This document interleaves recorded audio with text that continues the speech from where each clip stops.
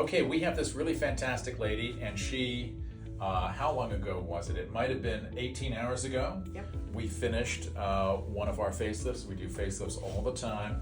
And so we did a so-called extended deep plane facelift and a deep neck lift.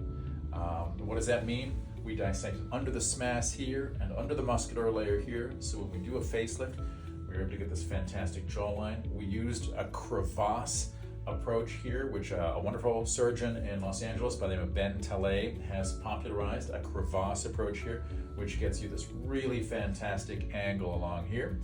And then we've borrowed a few other things. You might be looking at this video saying, oh my God, what's this on her face? So we have a hemostatic net on her. This is from Dr. Arvsvald. This is a Brazilian plastic surgeon who probably about 5 or 6 years published on this and articulated it out to the whole world. And initially we thought, wow, that's just goofy, but now a lot of the better facelifting surgeons around the world do use this approach. What is this about?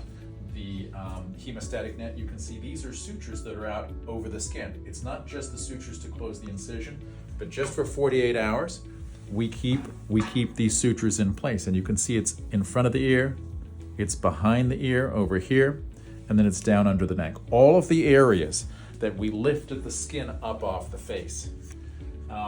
It only stays in for 48 hours. It leaves 0 marks. What does it achieve? It pretty much makes close to impossible to develop a hematoma, which is not something we had very regularly, but it gives you an insurance policy against that. And also, very importantly, it holds the skin for that first critical 48 hours in exactly the position that we wanted. So you can see she's got, even here, this is 18 hours out from the surgery, we can also already see perfect jawline, fantastic contour in the neck. Obviously there's some swelling and what have you. And the hemostatic net will come out after 48 hours. Now, other housekeeping things. You might also notice she has these 2 drains, okay?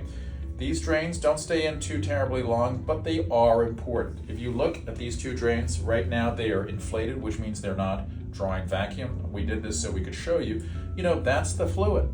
That's the fluid from about 18 hours post-op. Is it a huge amount of fluid? No, but if you add these together and you put all that under her skin, that's a lot of fluid for the body to have to absorb. It's causing bruising, increasing the risk of infection. And so you don't want that. You'd like this outside the body as opposed to inside the body. This is something that we're going to demonstrate to you now. Maintaining this drain while you're at home is super easy. So I'm going to take this cup and I'm going to show you how it's done. So roughly once a day, there's a little stop cock up here, right here. So you lift this up like this. Boom. Okay. Then you invert this thing, you turn it upside down like this. Okay, and you drain it out like that. Okay, so hopefully this is not too terribly gory for you guys. So I'm going to give this back to you real quick. Okay, and then how do you get the vacuum back in? You squeeze it up like that. You scrunch it up real good like this. Try not to spurt any out at you. Okay, and then you put the stop cock back on. Boom, and then this one is taken care of. Okay.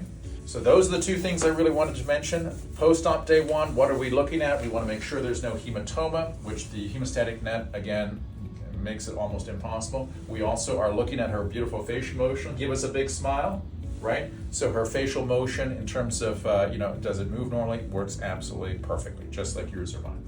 Okay, any comments about, here we are 18 hours out from your surgery. Any thoughts, anything you want to share? Nope, in much less pain than I thought I would be. Some folks think, well, geez, that's a lot of surgery. It's going to be tremendously uncomfortable. You'd be amazed.